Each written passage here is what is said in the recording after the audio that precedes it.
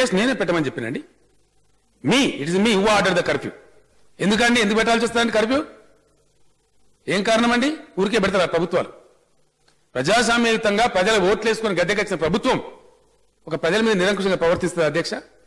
అక్కడ ప్రజలు కాదు.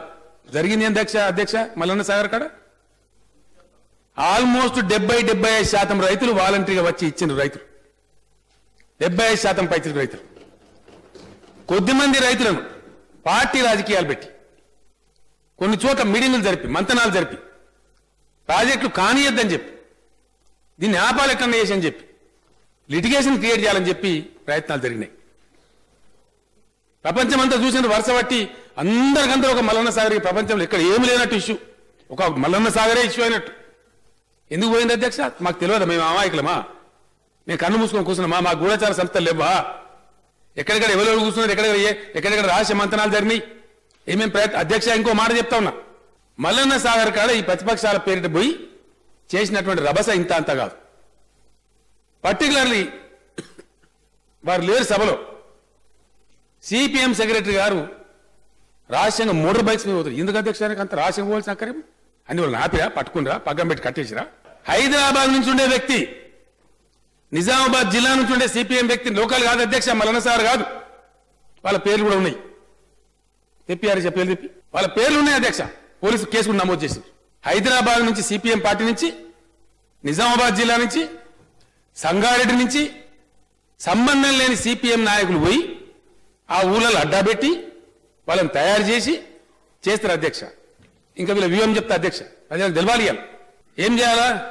మల్లన్న సాగర్ కూడా పెద్ద అగ్గి పుట్టియాలి. ఈ ప్రాజెక్ట్ ముందర పడనీయద్దు. అట్లీస్ట్ మనం ఏం ప్రయత్నం చేస్తామో చేసి సమస్యను పోలీస్ కాల్పుల తీసుకుపోవాలి. ఇది వ్యూహం అధ్యక్ష. ముదిగొండలో చేసిన దాన్ని రిపీట్ చేద్దామని ఇక్కడ. ఇదే సిపిఎం పార్టీ వీళ్ళకు ఒక ఉంది అధ్యక్ష. వీళ్ళొక స్ట్రాటజీలు ఉంటాయి, దిక్కుమాలిన స్ట్రాటజీలు. ఎంత దుర్మార్గమైన స్ట్రాటజీలు అంటే ప్రజల ప్రాణాలు లెక్కలేవు వాళ్ళ రాజకీయాల కోసం. మల్లన్న సాగర్లో పోయి కొంతమందిని బయటికి తీసుకుపోయినటువంటి ఫారిన్ వర్కర్స్, అక్కడ లోకల్స్ కాదు అధ్యక్ష. వీళ్ళ దగ్గర పార్టీలు ఉంటాయి అధ్యక్ష. గుండు సూది పార్టీ ఒకటి సూది పార్టీ, ఇంకోటి దబ్బునం పార్టీ. ఏ పోలీసులు అయితే వాళ్ళని ఆగబడ్డానికి వస్తారో రోప్స్ పట్టుకొని వాళ్ళకి కుస్తారు అధ్యక్ష. అది అంటే ఏ పోలీసు అయితే ఫ్రంటాల నుండి ఆపుతుంటారో వాళ్ళని దబ్బునాలతో గుచ్చి వాళ్ళని ఇరిటేట్ చేస్తే వాడు కొట్టాలి. కొడితే పెద్ద హంగామా కావాలి, లాఠీ చార్జ్ కావాలి, ఫైరింగ్ కావాలి, మళ్ళీ దాని మీద డ్రామా నడవాలి. ఇదే అధ్యక్ష రాజకీయం. ఎస్ అధ్యక్ష, నేను ఒక మాట మనం చేస్తా ఉన్నా. నేను బాధ్యత చెప్తాను ఈ మాట.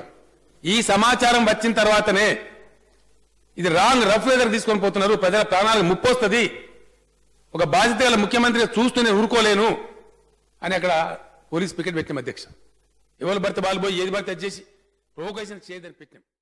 ఏడబడినది నీ తెలంగాణ, హైలీ అబ్జెక్షనబుల్. నా తెలంగాణ, మన తెలంగాణ అనండి. నీ తెలంగాణ నువ్వు తెచ్చినావు తెలంగాణని. It's absolutely very highly objectionable అధ్యక్ష. మాటికి మాట్లాడినప్పుడు నా బిడ్డలు, నా తెలంగాణ